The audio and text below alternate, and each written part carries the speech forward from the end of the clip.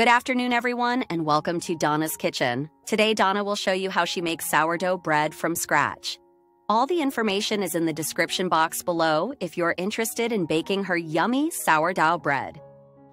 Hi friends, how are you today? So I wanted to pop in and show you a really fun sourdough recipe. So give me just a second. Have you ever done sourdough starter? This is new to me, so I'm hoping it turns out. But I've got my recipe here. Got my sourdough starter, and all it is equal parts of wheat flour and water. That's it. For several days, all you're going to do is dump and add, dump and add. There's a marker on here that shows you what you need to do, and I followed it meticulously. So I want to put this right there. So I want to zero out in my bowl. And we want to make sure our units are grams.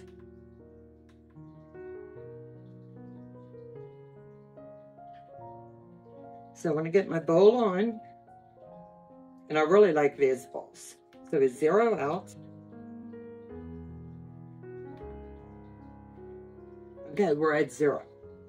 First thing you're going to do is add your sourdough starter. It's right here. And it's very, very wet and ooey gooey. And that's exactly what you want. You're going to mix it very well. The recipe calls for 236 grams. So I want to make a double batch of this because I'm going to give some away. So let me see how much sourdough starter I do.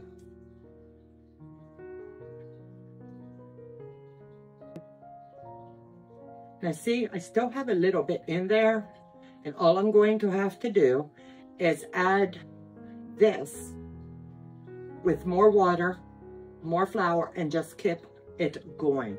You can't go wrong there, right? The next thing I'm going to want to do is add, I need to zero back out, and I have to get very warm water. I need to go 700 grams of warm water. So let me get it started.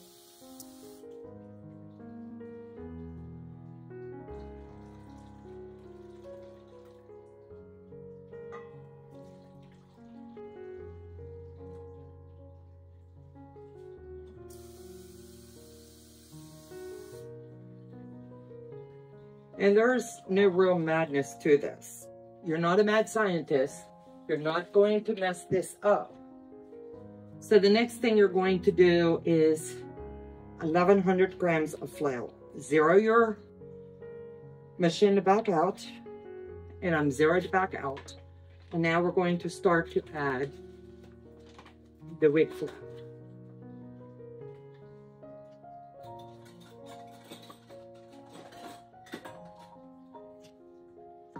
But before I do that, I really want to mix this up really well.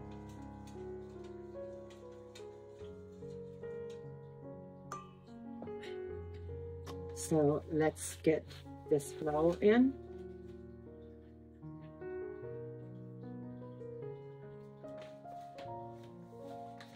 Going to try to guesstimate how many cups as I'm going along.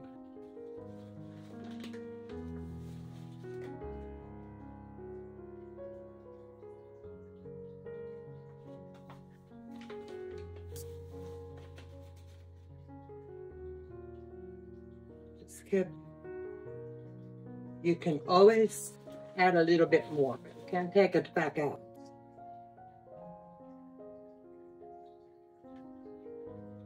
Then it's 700. 701. Can't beat that, right? So I'm going to set this aside for just a minute. And before I do anything, I'm going to want to add my salt and my sugar. So I've got that right here. I'm going to take it off here. And we're going to start working the dough. It's going to be a little bit wet, but not like milky wet. So just keep mixing.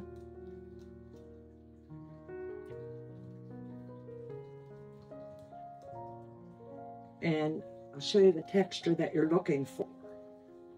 Anytime you use weeds, and that's what the recipe called for, it's going to be a little bit down. Then as you work it and everything comes together, you'll see how it all that gluten and all of that yeast is going to make this grow fabulous. You always want to wait until it has doubled in size before you do any more. You can opt, when you're ready to work the dough, to add a little bit more flour to your hands, but the recipe that I saw said what you need to do is dampen your hands, and every 15 minutes for about 2 hours, you're going to work the dough.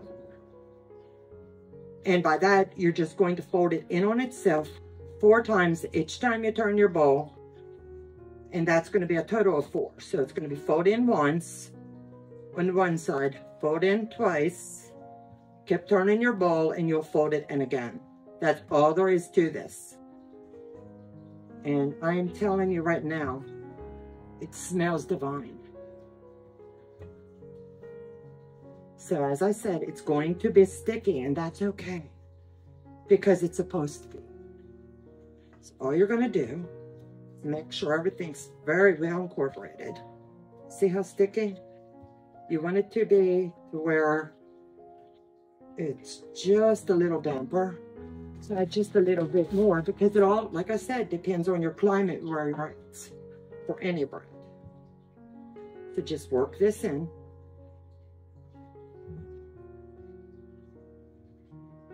And as you're doing the dump method with your sourdough starter, I've got some in the fridge because I don't want to waste it. And if I need it and the other is not ready, I'll be able to take it out, let it come up to room temperature, and be able to use it. Easy peasy, right? So just get yourself a little jar or another container and just get it all incorporated. And every day you're going to want to store the one that's in the fridge. Or you can just let it sit. I'm taking the time to be meticulous with it and working it. I love this. I'm telling you, it comes in so handy. So this is what we look like right now. It's not real runny, but it's starting to get a little warm, the bowl. So I'm going to set it here on the stove. And I'll see you guys back in a little bit and show you, but you're going to do this process 4 times. So I'm only going to show you once. And then on the final one, I'll come back again and show you where we're at and what we do with it. All right, now we're getting ready to put it into the loaf pans and do the Dutch oven for the sourdough bread.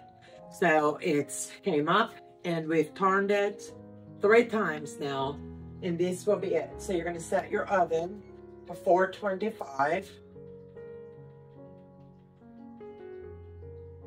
And hit your start, and you're going to put your Dutch oven in the oven right now, because while your oven's preheating, we can be getting the other stuff ready. So, are you ready for it? Look how gorgeous. It's so pretty. So, let me get this scrubbed down some.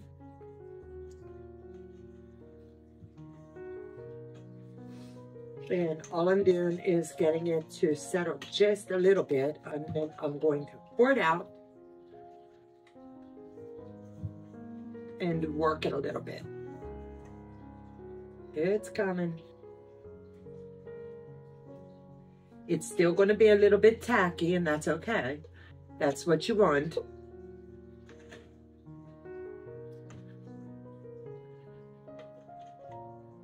Is that not a blob, right? Let me get some water in my bowl. Get some dish soap going. That way, I like to clean as I go.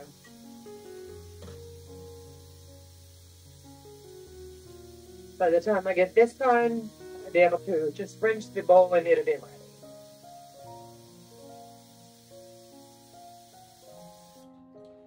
All right, now we've got our dough here, and it is still a little bit sticky. So I will just work it just a little bit. And that's all you're going to do is just keep working it, and then we're going to get it to form the nice ball. And you're going to want all those cool air bubbles in it. How cool is that? And when this bakes up, all of those gorgeous pockets,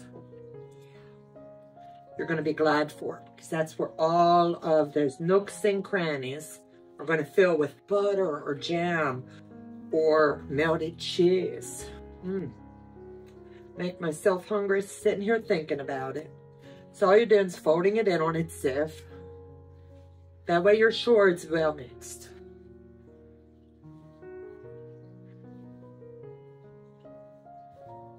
You don't want it to be overworked, but you want that little bit of flour that we've put in to be well mixed. You don't want the dough to stick to your hands. So we're just going to work that little bit of flour in that we added. And I'll roll it all over here so I get it all that goodness up.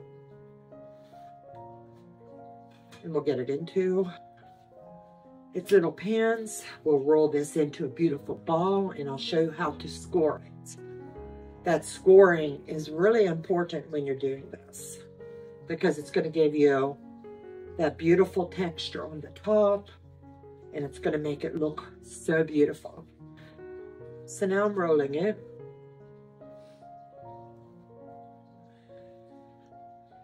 And I'm just getting it all very well done. I'm not taking all the air pockets out of it. No, you don't want to do that. So I'm going to cut this in half. Half of it is going to turn into a ball that will go into the Dutch oven. The other half is going to turn into 2 loaves. So I'll turn this way, and this is all I'm going to do. And you're going to work it just a little bit. And just keep rolling. And then we're going to, just like this, you're going to form that ball.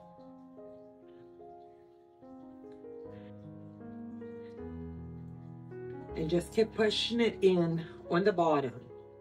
And that's going to close that little pouch that's there. Then you give it a little turn, just a little pinch. That's going to close all of that up. We have a pan here, and I've got parchment paper in the bottom. And I'm going to let it sit here just like this. We're going to do the same to this one.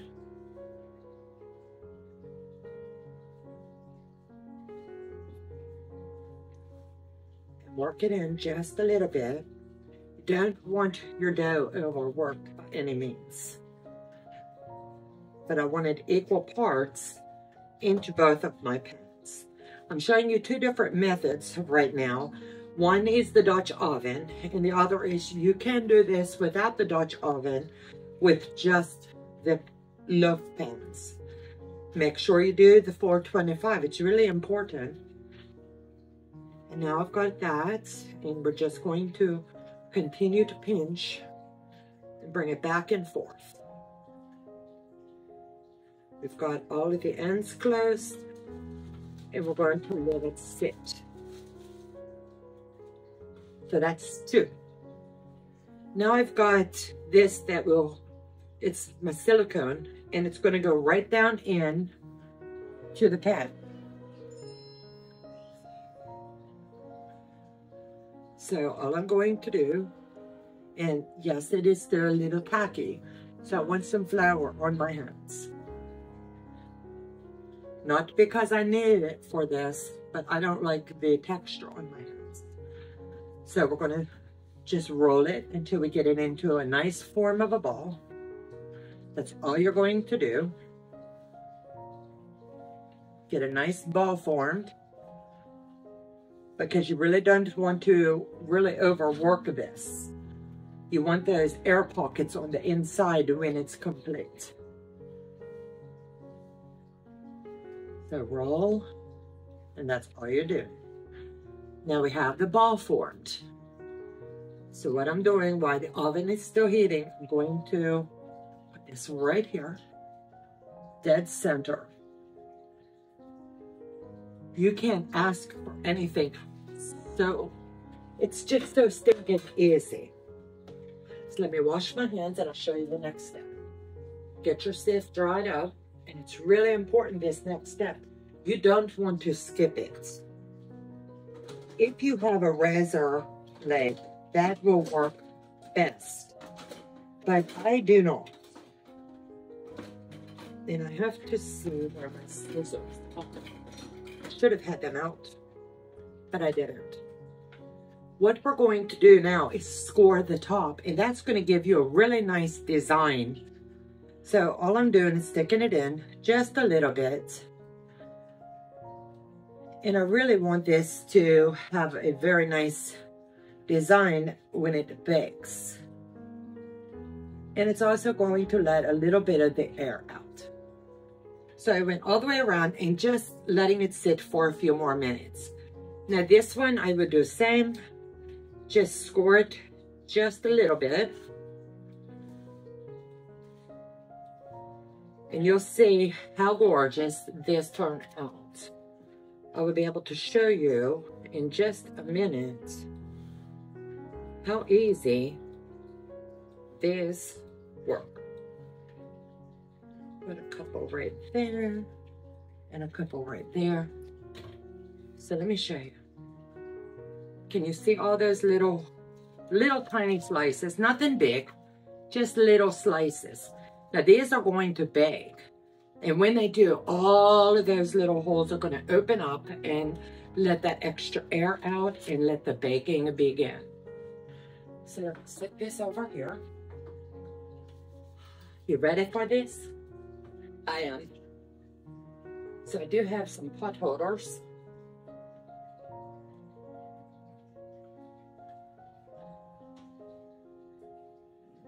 My Dutch oven is very hot.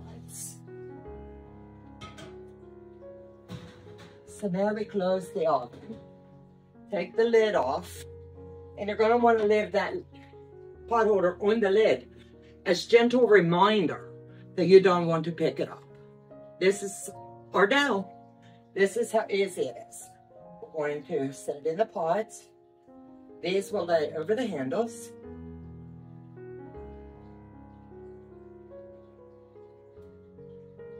And we're going to let the baking begin.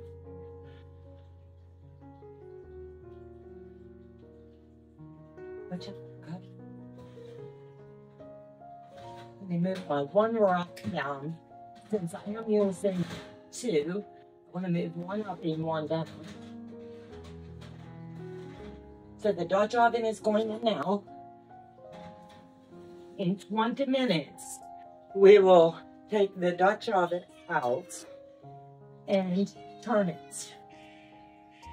These are going on the right hand side, not covered, because we've got to check our madness and see how it goes. So see you back when I put this out of the oven. You want to check the inside temperature, and I just got a new one of your bread to ensure that it's done. So I have taken the lid off of the sourdough. So let me show you what it's looking like so far. I just took the lid off, and you're not going to be able to see very well, but it's still sliding in the pan. Move those over, and we're going to leave those sit. But our bread, for now, we're going to check the internal temperature, and we must make sure that it reads up to 170, 174. Then we know our bread is done. You don't want raw dough in the inside, right?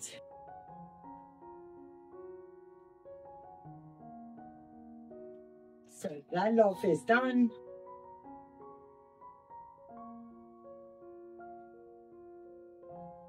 This one can use a couple more minutes. So to get that golden texture, I am going to go ahead and move them both back in because they're both same size. We weighed them and measured. So I'm just going to err on caution and let those in. All right, now they are fresh out of the oven and piping hot. This sourdough bread is stinking amazing. The one on the left, as you can tell, that is the one that went into the Dutch oven. The other two on the right are the ones that I just did in regular loaf pans. Same result. I brought them up to a 170-degree temp, and as you can see, all the crackling. I did not have the razor blade to do the cuts, so I did with scissors. But as we cut into these, each loaf, it was amazing. We have tried it with peach preserves. We've did it with blueberry jam and strawberry jam. The sky's the limit. You can use it for French toast. You can use it for just your toast in the morning with a little bit of butter and cinnamon. The taste is outstanding. So I hope that you like these videos that we are putting out here at the Squirrelly Kitchen, and I look forward to what is next to come for each and every one of you. Stay tuned for next week's surprise. Bye and have a great day.